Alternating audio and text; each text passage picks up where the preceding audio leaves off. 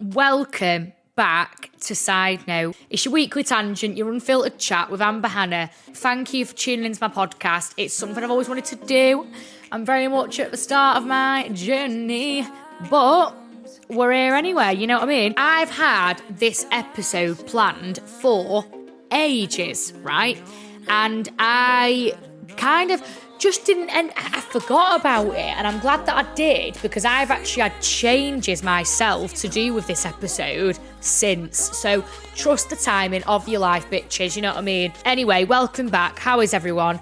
Hope we are all doing fine and fucking dandy. I'm here to give you a positive chat, and I've got my ducks in a row.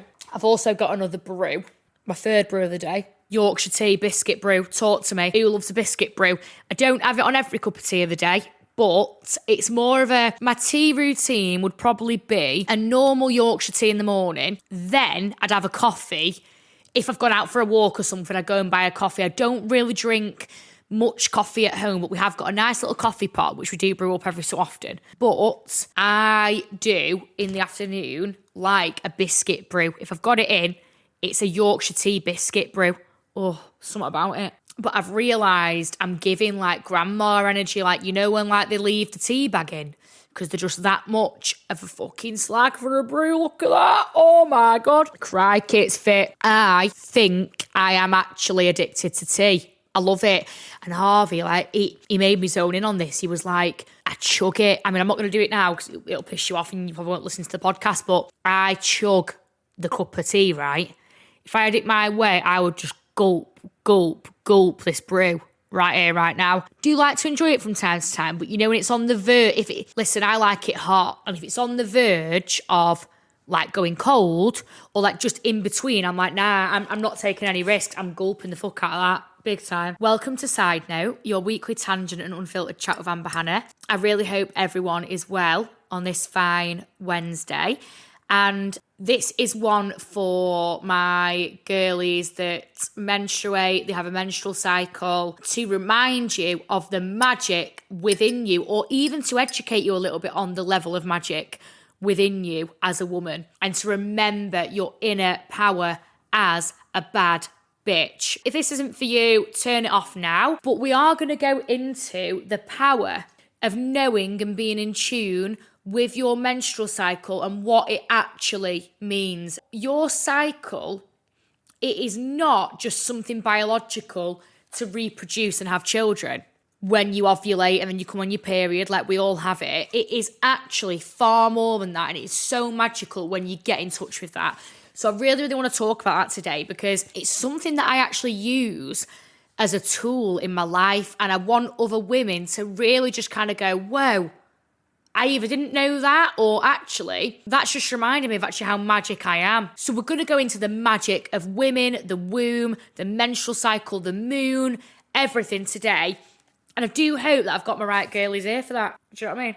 Because I live for this shit. I am going to plant a little seed here right now, because we talk about things as if they've already happened, because we're manifesting. That I've got my eye on someone to come on the podcast, which I've kind of got in the works, to talk about other things to do with hormones, your cycle, which would be a very, very good conversation, to be quite frank. So as a random side note, this can be my side note of the week. Brilliant, because it's completely unrelated to what this episode's about, but it is a bit of fun. Anyone that's got the update on iOS, now Harvey told me that on Spotify you've been able to do this for ages, but he actually said, when I showed him an example, that the Apple one was actually popping. There's like a remix feature on Apple where if you've got a playlist and like you let them play, it like remixes all your tunes and like blends them together in that. Now, I'm no DJ, but I've found it quite revolutionary, and I'll tell you for why. I'm such a song skipper. Like, you know, when I'm listening to music, I'll just skip and skip because I've got ADHD. If I'm bored and I want something new, like, I'm on to the next, you know what I mean? Like, I'm over it. This has revolutionized my ability to listen because I want to wait.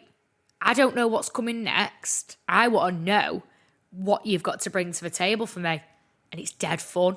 It is dead fun. I had Girl Like Me by Slater remixed into Slut Gang. Come on. Come on. One for my girlies. Go to Apple Music, get them on there, do it and thank me later. Pops off. high fashion Addison Rae into Charlie XCX 360. Oh, shitballs. Like, you're telling me this is possible? Again, what an amazing way to use AI instead of fucking undressing children on Grok. Anyway, let's not get into one of my little rants, but do you get me? If we're going to do AI, at least make it fucking bopping. Thought I'd put you onto that. There's a little side note of the week. Side note of the week, Yorkshire tea, biscuit brew, and your little Apple Music remixes. I'm not expecting anyone. This is the fun thing about doing my podcast at home, isn't it? Pigeons come, Nancy's here, the doorbell goes, and there's no rest. Right, anyway, let's get on with the main part of the episode. I want to put a few things on your radar about what magic can happen when you actually get in touch with your cycle. Your cycle is biological as a woman. Yes, it's part of your biology, but it is actually an internal guidance system. And there is a lot to be told with your cycle and what that means. Now, like I say, I want to get someone to come on. I have got my eye on someone to talk about the biological side and, like, you know, balancing your hormones and raising awareness about certain things, because that's so important. But I want to tell you now the magical side of your cycle. Now, listen, disclaimer. I know that this can be quite sensitive for people. There's people that really, really suffer. And as have I over the years of certain things to do with my cycle. It's not easy being a woman at all with this. And it's a rocky ride. Do you know what I mean? I'm not here to trigger anyone or talk about that it's easy and go into the biology of it, because that is not my specialism, my forte. But what is, remembering that through being a woman, you have a lot of magic within you and you carry a lot of power as a woman. And I want women to remember that. A few episodes ago, I had a bit of a rant about the current climate with issues with men thinking that they actually have a right to discuss women's bodies and what they do with them, instead of us sitting and hating men of said kind. But what I do like to do is spread love. Don't waste your time hating men, but remember your innate magic and power as a woman. Spending your time hating anybody is a negative vibration. You want to focus on how you are that bitch instead. Essentially, as we'll probably know, men's and women's hormones were on completely different cycles. Men are on the solar cycle with the sun. They operate the same every day. So each day, their hormones follow the same cycle, morning to night. Whereas women, we operate it with the lunar cycle. So we've got the solar and the lunar. The lunar cycle is the moon, and we operate on that 28-day, month-long cycle, essentially. And what that means is that for women, unfortunately, in a world built by men, we actually have to kind of go about every day as if it's the same, when really for us it's not. And we have different phases where we should be doing certain things differently based on our cycle to benefit us, to make us feel good, to nourish our body, to live in tune with our seasons, right? And I want to put it into the seasons for you, because it's a really, really good way to remember that this is our nature. We have to look at it over the month. And again, unfortunately, there's not enough awareness on this. Like, you know, in the workplace, for example, we should be entitled to menstrual leave. There needs to be more awareness on it at the very, very least, because, you know, I've been in situations before, for example, at work where my manager's been a man. Now, I don't want to have to say to you, actually, I'm in extreme pain. There's blood gushing out of me. Like, sorry, this is the reality of our lives every month. Feel shit. I actually want to punch someone's head in because my PMS has been really bad. Can't make it in today. That is where the problem is, because then you end up staying off work unwell because you feel like you can't explain, or you haven't really been heard by the NHS or the health service about your problems. So before you know it, you're kind of left with no choice but to just kind of say, I'm not well. Then what? You're in a meeting about why you're off on the sick all the time. There's not enough awareness. We live in a man's world in the sense of this has been built for men by default. And essentially, that doesn't benefit women in their cycle at all. But what can benefit you is to get in touch with it and to know and understand yourself. Because let me tell you, there has been times where I haven't understood, for example, where I've acted a certain way.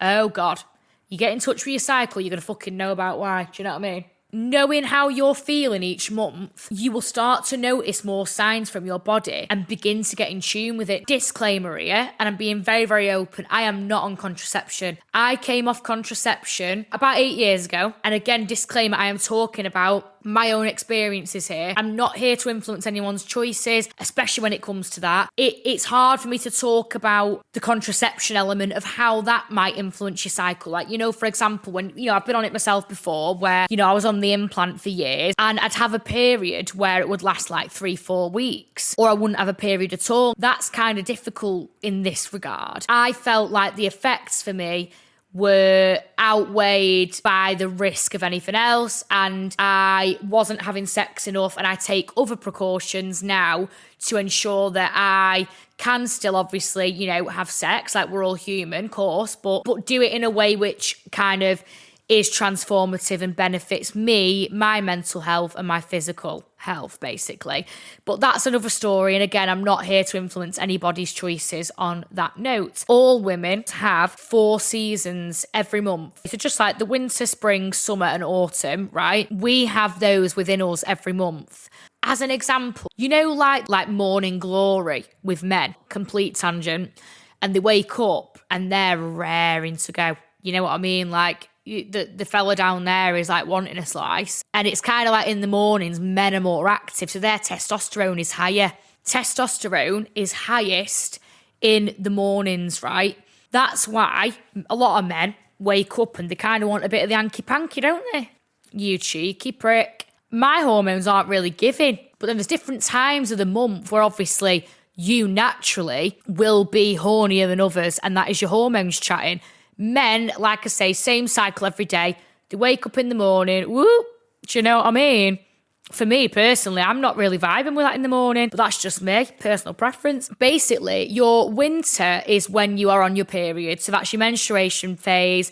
You are in a rest and inward period, basically. Then you go into your spring, which is the follicular phase. And that is like renewal, kind of like, you're into like the new part of your cycle. You're working towards that ovulation phase, which is summer. We're in the summer energy in ovulation, right? Which is like all embodied by like visibility and confidence. And then you've got autumn, which is your luteal phase, which is kind of where you want to be pulling back a little bit again and retreating a little bit in preparation for your winter. And it just goes on a loop like that. I mean, we all know obviously how it works, but I like to view it as the winter, spring and summer and autumn, because it really reminds you of like, okay, how does that feel kind of like in the external world, in nature? Like we are nature, and that is how our cycle works each month. Apps that you can use to understand this more are Natural Cycles, Flow or Stardust. Stardust I've been using and it's excellent. Basically, I did use Natural Cycles for a while because you can take your temperature every morning and it gives you essentially data that you can collect over time to act as contraception, and it actually is really, really effective as long as you use it right, but you have to do it right for it to be effective. But I'm in a place where I'm still tracking it. I kind of want a more fun approach. So on this Stardust app, you can actually have your partner download it. So Harvey's got it on mine. I can send him a nudge, through the month, and it'll be like, Amber wants chocolates, Amber wants a hug, as it sends me notifications about where I'm at. So I'll read one out actually. Let me give you an example. So I get notifications every day about like where I'm at in my cycle. And again, it can just help. It's not about like taking that on or feeling shit if you don't feel that way, but it is good. It's good to get in touch with, right, I see where I'm at. Right now, I'm in my inner spring. I'm in the follicular phase, so I'm in a pretty good phase, you know what I mean? Like, the words are flowing out of me. It's fabulous. And again, I'm going to get into that about how you can embody and empower yourself to do certain things in different points of your cycle. So I'm on day 6 of 28, and it says, anything is possible in your follicular phase. Spirits are high on estrogen, and you look as good as you feel. Thank you, darling. Have that coffee date you've been putting off since last year. We can put ourselves down if we don't feel tip-top all the time, as men do, because they're on the same cycle each day. Yes, they'll dip and have ups and downs as people. Yes, it's not about that. On this level, we do not operate like that. You are not going to feel the same throughout the month. Next week, I'll feel different. That is normal. And I think we need to normalise this more. We are not meant to, but that is the magic within us. It's not horrible. It's not bad. We have magic within us, but we need to nurture each and every season. Historically, women have been taught to actually rest during their period. Now, again, it kind of goes back to the good example of pressure to like go into an office environment and perform. Your period is not about performance. Reminding yourself to cut yourself some slack we are designed to rest during that time. We are going through our period, our menstruation, and that is our winter. The animal's going to hibernation. We are not designed to be operating at this same level all of the time. Putting pressure on yourself to do that is also not nice and not contributing well to that. It's quite magical, and to get in tune with, right, okay, what is in my control? Here's sometimes where I've kind of put it into practice before. You're at work and you need to do your job. You can't ring in sick. And, I'm at a point where it's like, I'm not really feeling myself. I don't even really want to cross paths with anyone. Like, I don't know about you, but there's times for me where with my period, you are much better not crossing me. I'm not joking. I can't speak. And if I do speak, it's going to go wrong. Gonna go wrong. But that's fine. You have to cut yourself some slack and look at what you can control. So, for example, can you say to your manager, I'm actually going to work from home today? And things like, I actually had an interview planned last year, and I realised that is the first day of my period, and I cancelled it. I rearranged it to the week after when I'm going to be in me in a spring. Let's cut the shit a minute. Am I going to put my best foot forward if I'm at a point of day one of my periods tends to be really, really quite like, get the fire exit door, I need a minute here. Like I'm retreating, I need to be on my own. I am not going to put my best foot forward at an interview, but that's okay. I'm going to rearrange it. And do you know what? If I rearrange it and they don't want me because I've rearranged it, then do you know what? That was not meant for me anyway. Like for me, there's no way I would have got the job. I wouldn't have got the job. I'd have been fucking fuming. I would have been in so much pain, pissed off, fed up. Even if sometimes I'm not experiencing pain, that first day for me is it's antisocial. I'm not walking. I'll be shaking your hand, squeezing that hard that I've broken your fingers. Like, oh God, you're all right. Like gritting through it. Fuck that. I'm not forcing myself through that. No, unfortunately, we can't control everything, and there does need to be more awareness around it. But what can you control to help yourself through each season? What did I do? I moved the interview to my inner spring. If I'm floating into an interview in my inner spring, preparing for my ovulation, are you mad? I'm sending my way through that door and I'm going to fucking smash it out the park. Do you know what I mean? So it's just about like reading yourself and understanding and being in tune with your own self and what is going to benefit you. Another example, a dangerous one, but I'm cutting the shit a minute, right? I heard someone else talk about this on a podcast and I thought, oh my God. But facts be facts. When you ovulate, your body is literally adapting itself. When you get in touch with it, it's quite funny. You can have a bit of a giggle. Watch how many compliments you get when you're ovulating. Watch how much more energy you have when you're ovulating. Watch how much more of a natural flirt you have when you're ovulating, right? Now, when you're not really paying attention to your cycle, you'd probably just think, oh, I've had compliments today. Nah, thank me later, because when you're in that inner summer of ovulation, it's fantastic. I've had some cracking nights out. I've been on top form. I've been glowing. The compliments are coming in. I'm having a fab time. I've got a Malibu and Coke in my hand and I'm buzzing my tits off. I'm high on life. Why? Well, I'll tell you why. It's my summer, bitch. Winter or not. I'm vibing hard. In David Attenborough's documentaries, you know when you see them birds that like make their feathers kind of come out and the feathers make them look all attractive to the other bird and then they end up having a shag in the trees, right? Anyway, what a tangent. You know, like when the men get the forest ready, they display all like the little twigs and the branches to make it all look like, ooh, come here and we'll make sweet love and make a baby vibes. It's all natural adaptation. It's part of like their mating. It's their innate desire. Not desire, because I actually don't think birds in that shag for pleasure. I think it's only dolphins. Point being, we have innate things that happen to us based on our hormonal levels and based on finding a potential mating partner. Our bodies each month prepare. Naturally, we hope that the egg meets the sperm on a monthly basis when we ovulate. When it doesn't, we then menstruate and have the period. We literally look more like outwardly attractive in that inner summer around your ovulation. Pay attention, right? It's mad. The dangerous thing is that if you end up having sex on your ovulation but you're not trying for a baby, it feels fucking mint. Like it's just there.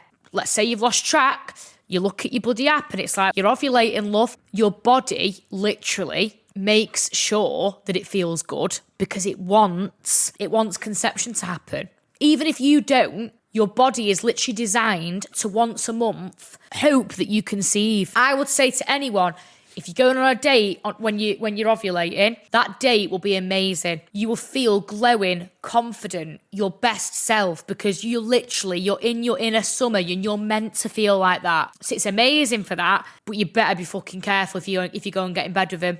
Because that ovulation sex is not to be fucked with, actually. It's actually pretty lethal. You better make sure that you're protected. Let me Google it and just see if there's actually like a biological explanation. Why does sex... I mean, I think I've given you the biological explanation, to be quite frank. Right, here's the hormone technicalities, right? Thanks, Google, because I'm just chatting things about birds in the forest and that. Sex feels better during ovulation, primarily due to a sharp rise in estrogen, which will peak mid-cycle to boost libido, enhance sensation, and increase natural lubrication. This hormonal shift, this is T. The hormonal shift increases blood flow to the pelvis, raises your confidence, and causes physical changes, making intimacy more intense and comfortable. So the next time, if you're not watching your cycle, the next time you're having sex and you're thinking, whoa, this feels way better than normal, there's your fucking answer. If you're on contraception or you're taking precautions,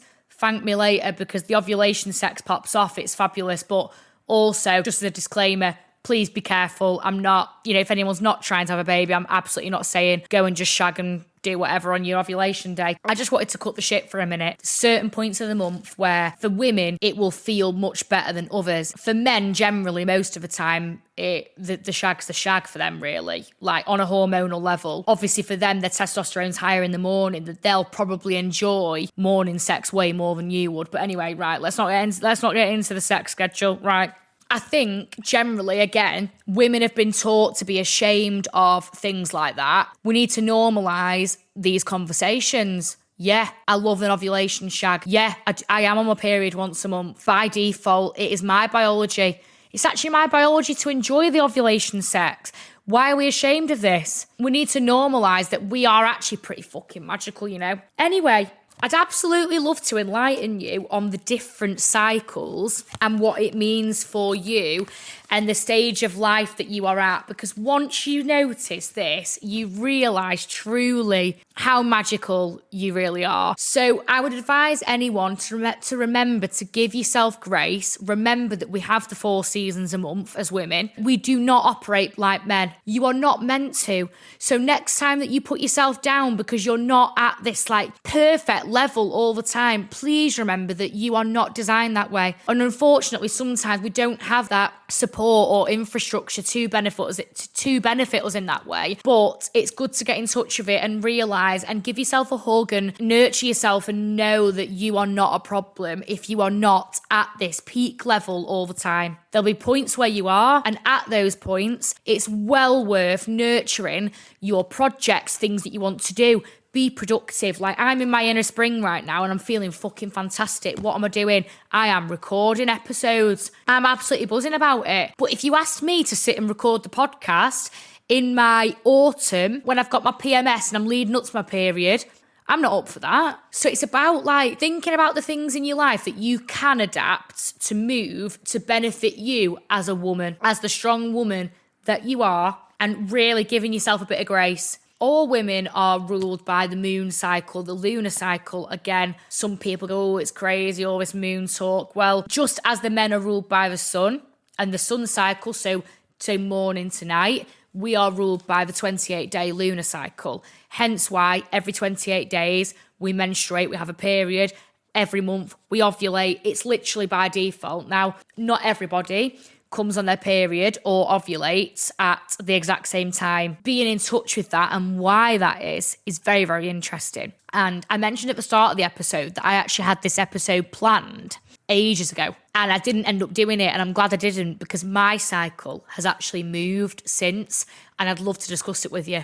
So 4 different cycles. I'm going to go into the 2 kind of starting points for this, and it's the white moon and the red moon. We also have the pink and the purple moon, but I'll go into them after, right? Because it's mad, right? When you know this, I can look up at the moon and track where I'm at. I look at it and I go, all right, I'll be coming on next week. That's how our ancestors would have known this shit. It's fascinating, like, get in touch with that woman, like that wild woman essence inside you, because you can look at the moon and get your fucking answer. Do you know what I mean? So, with the white moon cycle, your menstruation, so your period, will align with the new moon, and then your ovulation will be on the full moon. The red moon cycle is the opposite of that. So, you will ovulate during the new moon, and you will come on your period on the full moon. They're kind of like the two set in stone, the full moon to the new moon. That's like the full cycle. Let's get into the white and the red moon cycles and what they mean. So in the white moon cycle, when your period aligns with the new moon and then you ovulate with the full moon, this is known as the mother. So these are kind of like, yes, the more spiritual concepts of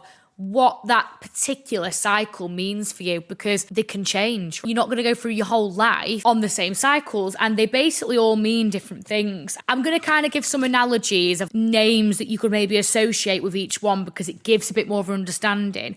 So when you're in your white moon cycle and your ovulation occurs on the full moon, this is where your energy will tend to be focused on nurturing, caregiving, internal growth, deep introspection, or bringing new ideas or a family into being. It's known for a period where you will feel probably more broody. It's the mother archetype of the 4 cycles. I've actually been in my white moon cycle before and felt so broody, and I was thinking all the time that I really, really wanted a baby. If you asked me that now, I would tell you, like, absolutely not, I'm not ready. I would look at my friends' children and be really fascinated, but obviously, of course, I am in general, but it was on another level, and I would always be speaking to Harvey about having children. That has changed, but my cycle has changed twice since.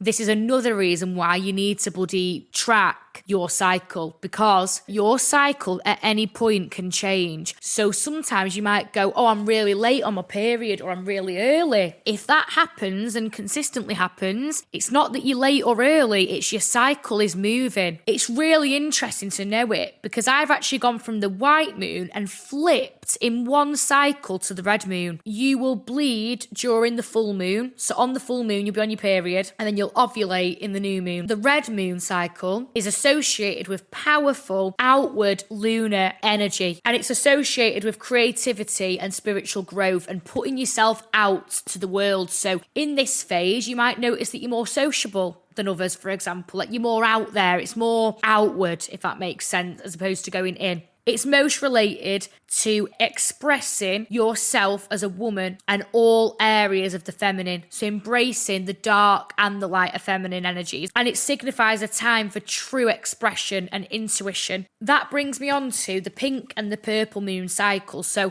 if you come on your period in the waxing crescent moon, so basically, just as a way to remember, the pink and the purple are kind of like in between cycles of the full moon and new moon. So you might not be directly in tune with the full and new moon. That means that you're either a pink or a purple moon cycle. You're on a pink moon cycle if your period starts in the waxing crescent moon. This symbolises growth, new beginnings, and a go-getter phase, right? The spiritual concept here, it basically suggests a transitional phase of gathering energy and self-discovery as you work to something bigger. Essentially similar to how the moon is growing to its fullness. The opposite one, with the purple cycle, you would be on your period during the waning phase of the moon, where it's moving from full to new. So this symbols a time for deep introspection, inner healing, letting go, and preparing for rebirth. This aligns with the enchantress archetype. It's for powerful self-discovery, and you transition into a quieter phase of life. I want to give you examples like I did earlier. It's really interesting once you notice it. Last year, I was in my purple moon cycle, and I felt so unsociable. I wanted to retreat. I really wanted to be alone a lot of the time.